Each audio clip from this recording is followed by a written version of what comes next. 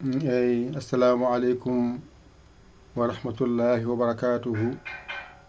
Bandiraɓe sehilaɓe janggiyankoɓe, en garti kadi e windande men hesere. Ay ɗum ɗo henne jangete e pular. Alluje gonɗe dowɗe ɗen woni mawɗe lesɗe tokose. Ngal ɗo alluwal gootal tongan mami ɗum laawol gootol ɓalloma. Joni noon mi kaalen bisimillah.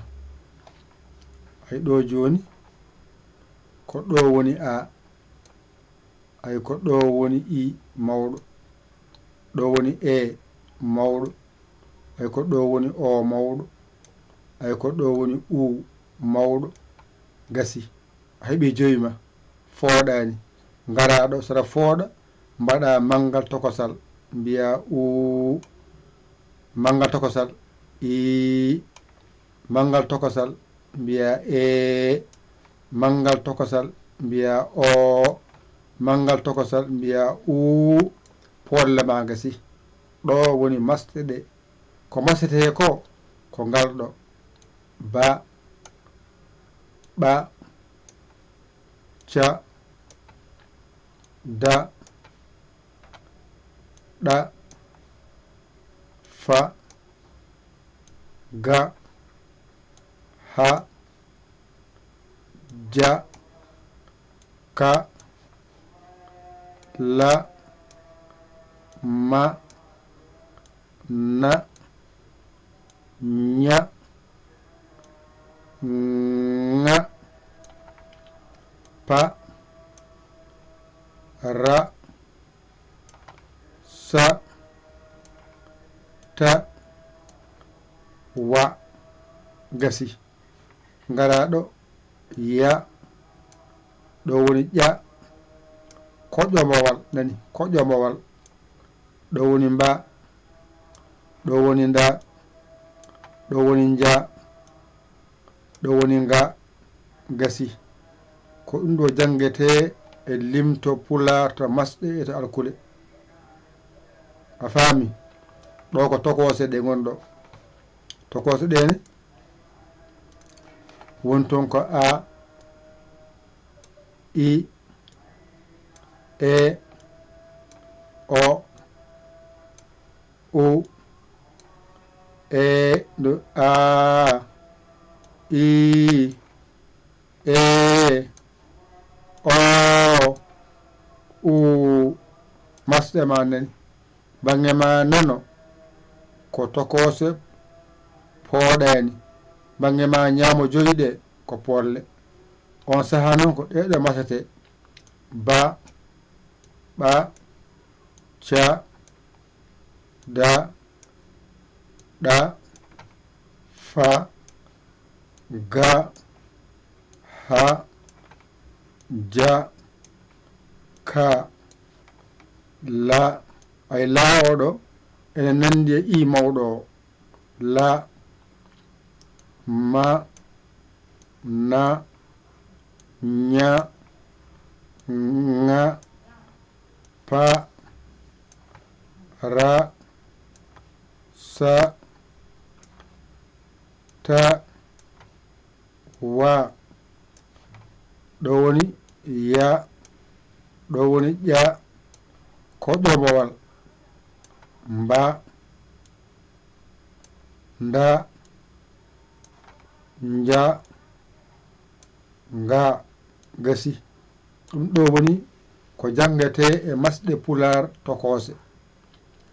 Dowɗe e lesɗe ko gootum, holko senɗum ɗe ko mawɗe tokose. Ari ardi wamma kanji fof ko gootum. ɗum tan jangata e pular, ɗum noon jangata e pular.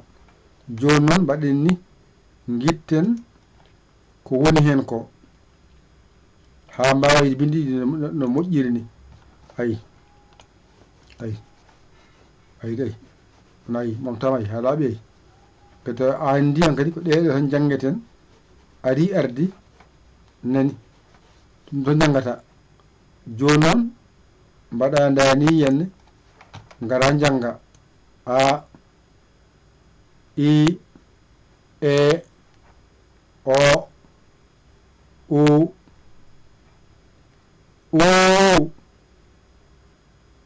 i hay ɗo noon koko diwno nani ko a foti wonde ɗo ɗo ko a foti wonde ɗo a nani ko diwno ko a mawɗo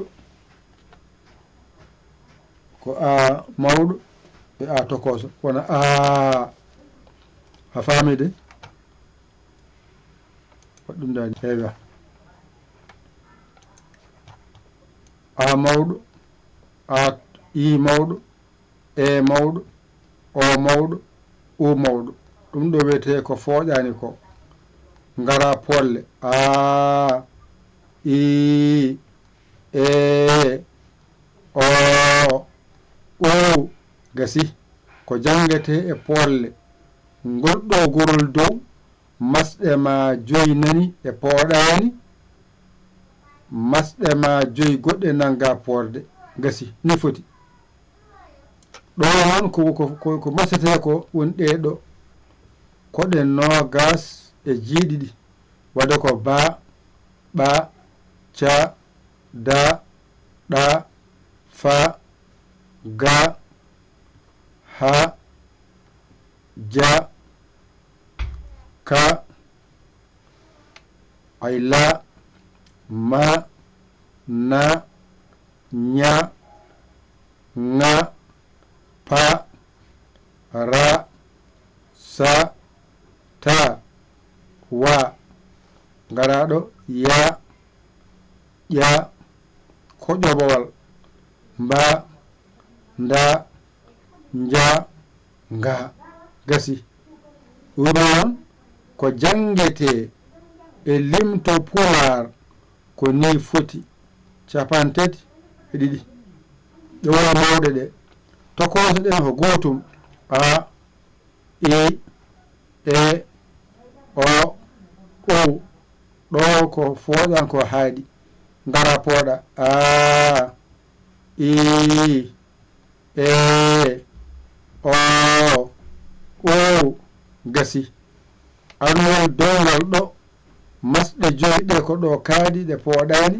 tuggiɗo faade ɗo ko joyi polle ngara mbiya ba tokoso ɓa tokoso ca tokoso da tokoso ɗa tokoso fa tokoso ga tokoso ha tokoso ja tokoso ka tokoso la tokoso ma tokoso na tokoso ña tokoso ŋa tokoso pa tokoso ra tokoso sa tokoso ta tokoso wa tokoso ya tokoso ƴa tokoso koɗumawal mba tokoso nda tokoso nja tokoso nga tokoso ari ardi ɗo tan jahata ƴeewa bawɗo ɗum ɗakkoɗa sara makko o mbañotoɗa ngal dowgal mbaɗa ɗum bange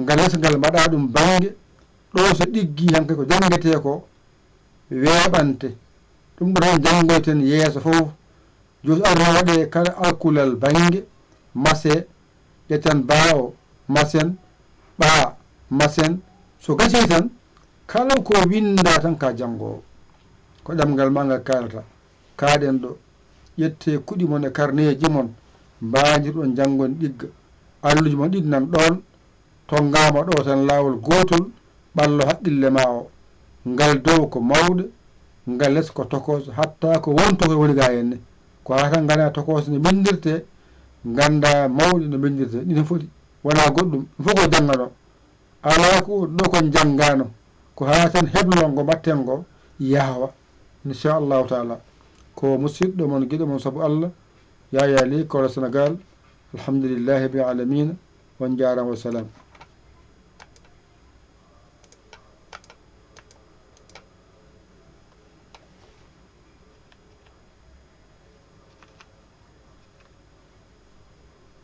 ɗo jiɗɗo nadde hen ko ɗo rewata 77 906 14 81 waɗa yaya ni hoɗo ni waɗa oɗo li keɓa WhatsApp o gara kala indema yettode ma min nannoma e groupe he min kalama serɗe so welima naata a yiɗa min gaccuma ndeeƴa. Wassalam.